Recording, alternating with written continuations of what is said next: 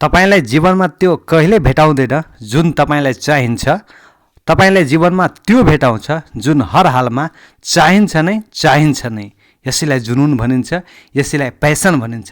नमस्कार, अधिकारी लोकसेवा तयारी युट्युब च्यानलमा आज खरिदार दोस्रो पत्र खण्ड ख को पहिलो मोडल सेट लिएर आएको छु। प्रश्न नम्बर 1 मा जानु अघि तपाईहरुसँग एउटा कुरा शेयर गर्न चाहन्छु। पैसन मल्टिप्लाइज एबिलिटी है। पैसनले के गर्छ भने तपाईको क्षमतालाई चाहिँ धेरै गुणा चाहिँ वृद्धि गरिदिन्छ। त्यसकारण तपाईहरु हिम्मत गर्नुस्, पैसन राख्नुस् र लेखन शैलीमा चाहिँ मजाले तपाईहरु जुट्नुस् है। अब क्वेशन नम्बर 1 मा हामी जाउँ। क्वेशन नम्बर 1 मा भनेको छ मौलिक हक र राज्यको निर्देशक सिद्धान्तलाई परिभाषित गरी तिनीहरूको बीचमा रहेको भिन्नतालाई प्रष्ट पार्नुहोस्। 5 मार्कको क्वेशन छ। त सबभन्दा पहिला चाहिँ हामी मौलिक हकको डेफिनेसनमा चाहिँ हामी गइराखेका छौँ। त मौलिक हकको डेफिनेसन जानु एउटा मैले टाइटल यहाँ दिएको छु, a high degree of protection from encroachment है। यो के छ भने उच्च तहको एउटा चाहिँ सुरक्षा हो, केबाट त अतिक्रमणबाट। यो मौलिक हकको लागि टाइटल। त्यसपछि चाहिँ एउटा कुरा म यहाँ लेखेको छु, fundamental rights implies human rights. के छ भने मौलिक अधिकार चाहिँ सबै मौलिक अधिकार चाहिँ ह्युमन राइट्स चाहिँ हुन्। तर यहाँ अर्कोमा चाहिँ ह्युमन राइट्स यहाँ हेर्न सक्नुहुन्छ तपाईँ does not implies fundamental rights. भन्नुको मतलब सबै मानव अधिकार चाहिँ मौलिक अधिकार चाहिँ वा मौलिक हक नहुन पनि सक्छ। अब हामी डेफिनेसनवाला पार्टमा जाँदैछौँ है। मौलिक हकको डेफिनेसनको लागि चाहिँ मैले यहाँ प्रस्तुत गरेको छु, नागरिकलाई राज्य विरुद्ध संविधानद्वारा संरक्षित मानवीय हक अधिकारलाई चाहिँ मौलिक हक भनिन्छ। अब डेफिनेसनकै पाटोमा चाहिँ हामी राज्यको निर्देशक सिद्धान्तमा चाहिँ हामी जाँदैछौँ। यहाँ चाहिँ दिएको छ टाइटल मैले लिएको छु, to establish social and economic democracy through a welfare state. यो के भन्न खोजेको छ भने एउटा कल्याणकारी राज्यको लागि सामाजिक र आर्थिक लोकतन्त्र स्थापित गर्नु यसको मूल मर्म हो। अब यसको डेफिनेसनमा चाहिँ हामी जाँदैछौँ। डेफिनेसनमा जाँदाखेरि यहाँ दिएको छ, राज्य सञ्चालनका क्रममा राज्यको संप्रभुद्वारा सरकारले निर्दिष्ट गर्ने तथा गरिएका निर्देशनहरू नै चाहिँ राज्यको निर्देशक सिद्धान्त हुन्। यो दुईटी चाहिँ हाम्रो चाहिँ डेफिनेसन पार्ट सक्यो। अब चाहिँ अर्को पार्टमा आउँछौँ जसमा चाहिँ दुवैमा चाहिँ भिन्नता चाहिँ हामी प्रस्तुत गरेका छौँ। अब यसमा चाहिँ यहाँ दिएको छ भिन्नताको लागि।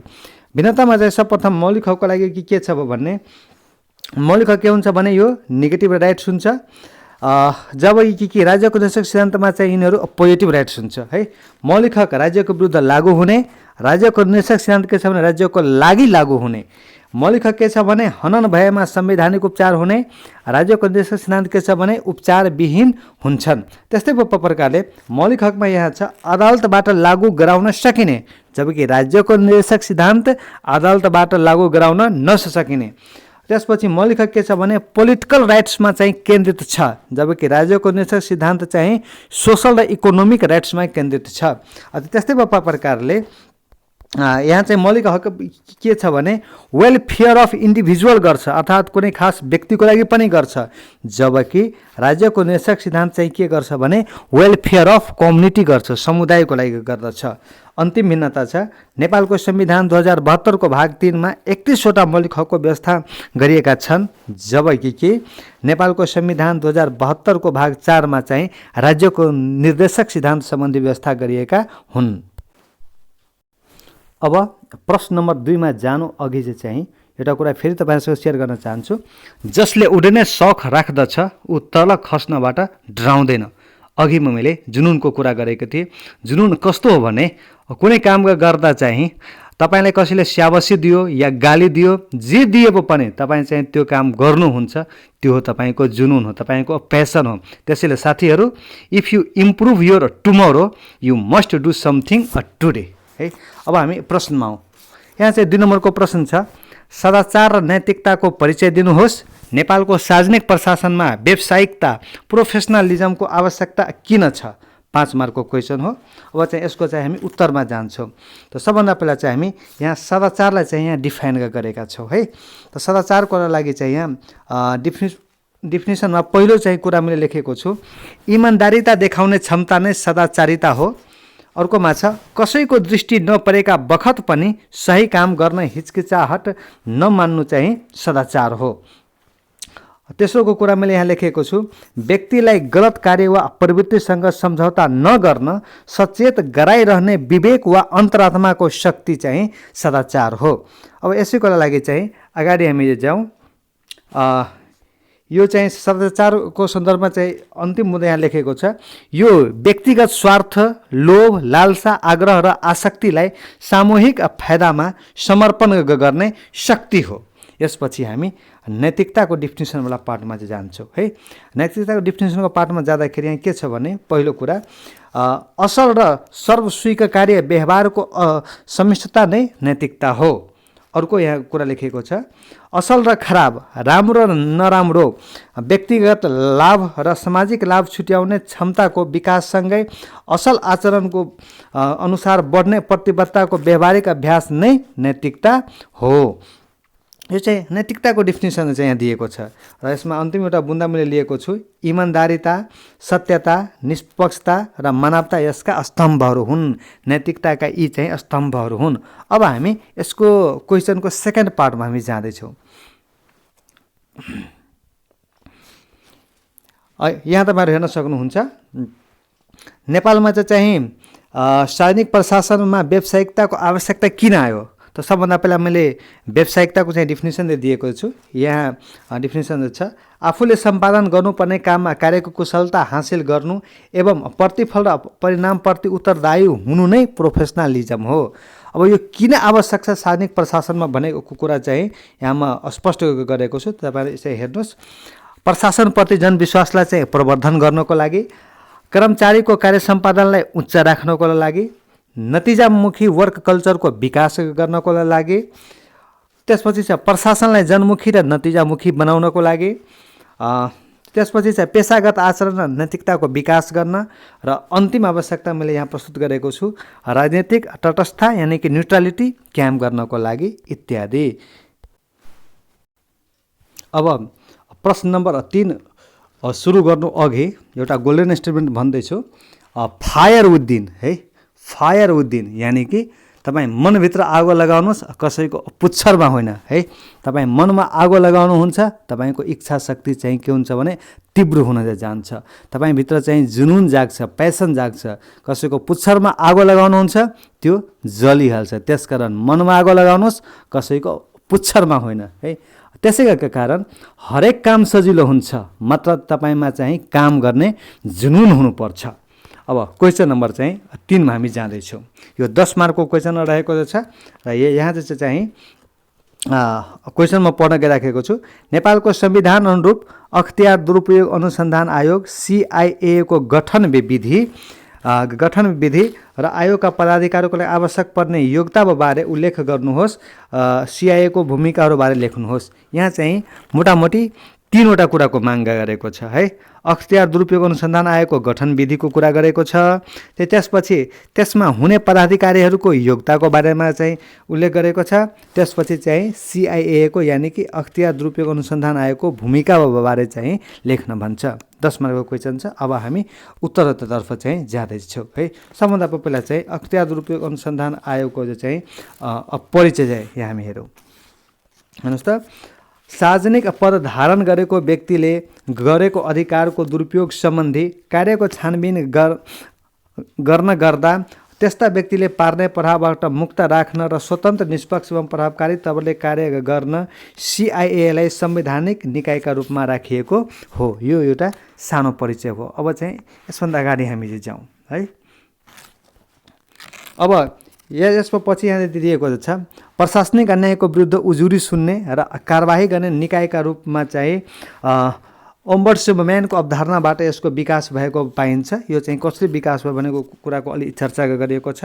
त्यसपछि चाहिँ अब क्वेसनको जुन मेन पार्ट छ चाहिँ त्यसमा चाहिँ हामी आउँदैछौँ। त्यो मेन पार्ट के छ भने CIA को गठन विधि र नियुक्तिका लागि योग्यताको बारेमा है। त अब यहाँ चाहिँ प्रस्तुत गरिएको छ, नेपालको संविधानको धारा 238 देखि 239 मा CIA को व्यवस्था छ। यस आयोगका पदाधिकारीको नियुक्ति संवैधानिक परिषदको सिफारिसमा राष्ट्रपतिले गर्ने व्यवस्था छ। पदावधि 6 वर्ष, उमेर हद 65 वर्षसम्म रहने व्यवस्था छ। आवश्यक योग्यताहरू, अब चाहिँ हामी आवश्यक योग्यताहरूमा चाहिँ हामी जाँदैछौँ। यसको लागि चाहिँ आवश्यक योग्यताहरूमा चाहिँ हामी कहीँ के पर्छ भने सबभन्दा पहिला क्षमतामा चाहिँ यसमा चाहिँ मास्टरी डिग्री र 20 वर्षको अनुभव भएको चाहिँ हुनु पर्छ। यसपछि चाहिँ निष्पक्षतामा चाहिँ के हुनु पर्यो भने राजनीतिक दलको सदस्य नभएको हुनु पर्यो। त्यसपछि चाहिँ प्रौढतामा चाहिँ के छ भने 45 वर्ष उमेर पुगेको हुनु पर्यो। यसपछि चाहिँ स्वीकार्यतामा चाहिँ हाम्रो के छ भने संसदीय सुनवाई गरेर चाहिँ मात्रै नियुक्ति हुने। त्यसपछि चाहिँ विज्ञतामा यहाँ के छ भने विभिन्न क्षेत्रको अनुभव र ख्याति प्राप्त हुनु पर्ने। र त्यसपछि छ सङ्ख्यामा चाहिँ यहाँ के छ भने प्रमुख आयुक्त 1 र अन्य आयुक्त चाहिँ 4 जना रहने। यो चाहिँ यसको गठन विधि र योग्यताका चाहिँ आधार। अब चाहिँ अर्को पार्टमा CIA को भूमिका, त यसको भूमिकालाई चाहिँ देखाए अनुसार चाहिँ उल्लेख गर्न सकिन्छ। सबभन्दा पहिला चाहिँ पोलिसी अलर्ट है, एउटा भूमिका छ। यो भूमिकामा के भन्छ भने कानुनी व्यवस्था प्रभावकारी गर्न सरकारलाई चाहिँ सुझाव दिने, यो चाहिँ पहिलो भूमिका हो। यसपछि चाहिँ हामी चाहिँ यसको दोस्रो भूमिकामा चाहिँ हामी जाँदैछौँ। दोस्रो भूमिकामा छ प्युनिटिभ रोल है। यसमा चाहिँ के हुन्छ भने अनुचित काम गरेमा सचेत गराई विभागीय कारबाही गर्ने, भ्रष्टाचार भए मुद्दा दायरका लागि सिफारिस गर्ने, यो चाहिँ प्युनिटिभ रोल भयो। यसपछि अरू बाँकी चाहिँ रोलको लागि चाहिँ हामी अगाडि जाँदैछौँ। यसमा चाहिँ के छ भने प्रोमोटिभ रोलमा के छ भने भ्रष्टाचार रोक्न चाहिँ प्रबन्धात्मक काम गर्ने। त्यसपछि चाहिँ हाम्रो कोअर्डिनेटिभ रोलमा के छ भने भ्रष्टाचार नियन्त्रण गर्न चाहिँ विभिन्न निकायसँग समन्वय गर्ने। इन्भेस्टिगेटिभ रोल, यसमा चाहिँ अनुसन्धान अभियोजन तथा तहकीकात सम्बन्धीका काम गर्ने। त्यसपछि छ एडमिनिस्ट्रेटिभ रोल, यो चाहिँ के छ भने प्रशासनिक काम गर्ने। त्यसपछि हाम्रो छ क्वासी जुडिसियरी रोल, यानि कि अर्धन्यायिक रूपमा रहेर चाहिँ मुद्दा दायर गर्ने। अनि बाँकी चाहिँ हाम्रो भूमिकाहरू चाहिँ यस्तो रहेको छ। रेगुलेटिभ रोल, यसमा चाहिँ निर्देशन र नियमकारी काम गर्ने। त्यसपछि चाहिँ रिपोर्टिङ रोल, यसमा चाहिँ वार्षिक रूपमा राष्ट्रपति समक्ष प्रतिवेदन पेश गर्ने इत्यादि। अब चाहिँ एउटा निष्कर्षको लागि यहाँ चाहिँ मैले प्रस्तुत गरेको छु। CIA ले चाहिँ यस्ता भूमिकाहरूमा रहेर चाहिँ राष्ट्रमा सुशासनलाई चाहिँ टेवा दिएका हुन्। एवं प्रकारले चाहिँ यो क्वेसन हामी सकायौँ। अब क्वेसन नम्बर 4, यसलाई सुरु गर्नु अघि चाहिँ एउटा गोल्डन स्टेटमेन्ट तपाईहरु समक्ष राख्दैछु। If you prepare the roots you don't need to repair the fruits है। तपाईं चाहिँ रुटमा चाहिँ मेहनत गर्नुहुन्छ भने तपाईं चाहिँ फ्रुटको लागि हाँगाबिङ्गको लागि चाहिँ चिन्ता लिनु पर्दैन। त्यसकारण रुट बलियो पार्नुस् है। अर्थात् तपाईहरु चाहिँ अहिलेको पढाइलाई चाहिँ तपाईहरु चाहिँ मजबुत गर्नुस् है। त्यसकारण लक्ष्य महत्त्वपूर्ण छ भने तपाईसँग सधैँ एउटा चाहिँ बाटो अथवा समाधान रहन्छ। लक्ष्य महत्त्वपूर्ण छैन भने तपाईसँग सधैँ एउटा चाहिँ बहाना रहन्छ। अब चाहिँ अप्सन तपाईसँग छ है, समाधान खोज्ने कि बहाना रोज्ने। त्यसका कारण कुनै पनि काममा चाहिँ learn to respond not react है। Be proactive not reactive. अब चाहिँ हामी क्वेसन नम्बर 4 मा चाहिँ जाँदैछौँ। यसमा चाहिँ यहाँ भनिएको छ संवैधानिक निकायको परिचय दिँदै लोकसेवा आयोगको उद्देश्य र महत्त्वमाथि प्रकाश पार्नुहोस्। लोकसेवा आयोगको काम कर्तव्य अधिकारलाई चाहिँ स्पष्ट गर्नुहोस्। 10 मार्कको क्वेसन छ। अब यसमा चाहिँ तीनवटाको कुरा चाहिँ सोधेको छ। संवैधानिक निकायको परिचय भन्छ, लोकसेवा आयोगको चाहिँ उद्देश्य र महत्त्वमाथि प्रकाश पार्न भन्छ र लोकसेवा आयोगको चाहिँ काम कर्तव्य अधिकारलाई स्पष्ट गर्न भन्छ। सर्वप्रथम चाहिँ यहाँ संवैधानिक निकाय, यसको लागि मैले एउटा चाहिँ यहाँ थीम लिएको छु, think tank of the government है। यो चाहिँ सरकारको चाहिँ थिङ्क ट्याङ्क हो। त्यसपछि चाहिँ संवैधानिक निकायको लागि चाहिँ एउटा परिचय खण्ड यहाँ छ। सरकारका अङ्ग र कानुन निर्मित निकायहरू बाहेक गठन, सञ्चालन एवं व्यवस्थापन सम्बन्धमा संविधानमा व्यवस्था गरेका निर्दिष्ट निकायहरू नै संवैधानिक निकाय हुन्। नेपालमा संविधानद्वारा धारा 306 मा परिभाषित 13 वटा निकायहरू संवैधानिक निकाय छन्। अब चाहिँ लोकसेवा आयोगको उद्देश्य र महत्त्व जुन चाहिँ यो क्वेसनको चाहिँ दोस्रो खण्ड रहेको छ, जस अन्तर्गत चाहिँ यसलाई मैले सैद्धान्तिक उद्देश्यमा पहिला लिएको छु।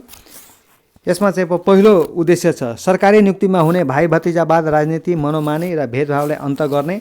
दोस्रो छ स्वस्थ भर्ना र मेरिट सिस्टमलाई लागू गर्ने। समानताको हक र योग्यता प्रणालीमा सन्तुलन ल्याउने। यो हाम्रो चाहिँ लोकसेवा आयोगको चाहिँ सैद्धान्तिक उद्देश्य र महत्त्व छ। अब चाहिँ यसैमा चाहिँ हाम्रो संवैधानिक उद्देश्य, यसमा चाहिँ पहिलो म लिएको छु, केन्द्रीय कर्मचारी निकायको अभिभावकको रूपमा काम गर्ने, निजामती सेवाको संरक्षक हुने, सरकारलाई विशिष्ट सेवा दिने। त्यसपछि यसै अन्तिम चाहिँ बुन्दा छ मेरिट बेसलाई चाहिँ अवलम्बन गर्ने।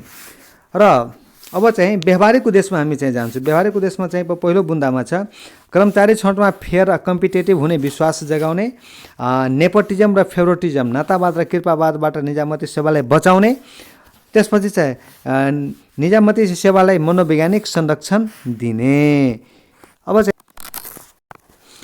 अब लोकसेवा आयोगको काम, कर्तव्य र अधिकार, यसलाई चाहिँ यसरी बुन्दागत मैले प्रस्तुत गरेको छु। सबभन्दा पहिला चाहिँ ए नम्बर हामीले दिएको छु, परीक्षा सञ्चालन र नियुक्तिका लागि सिफारिस गर्ने।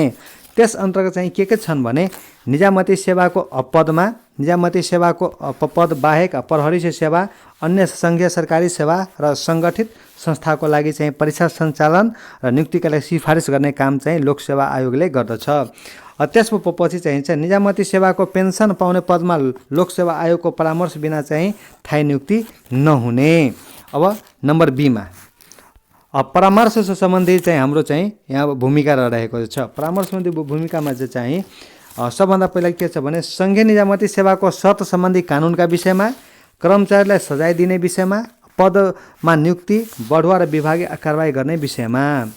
दोस्रो नम्बरमा चाहिँ यसको सङ्गठित संस्थामा सेवारत कर्मचारीको सेवा शर्त र विभागीय कारबाही गर्ने विषयमा। त्यसपछि चाहिँ नम्बर सीमा चाहिँ हाम्रो बढुवा, उजुरी र निर्णय। यस अन्तर्गत चाहिँ के व्यवस्था छन् भने बढुवा समितिको सचिवालयबाट भएका निर्णय उप उजुरी सुनी निर्णय गर्ने। त्यसपछि चाहिँ शैक्षिक योग्यता र पाठ्यक्रम, यसमा चाहिँ के व्यवस्था गरेका छन् भने उम्मेदवार छनौट गर्दा परीक्षाको शैक्षिक योग्यता कायम गरेर पाठ्यक्रम निर्धारण गरेर।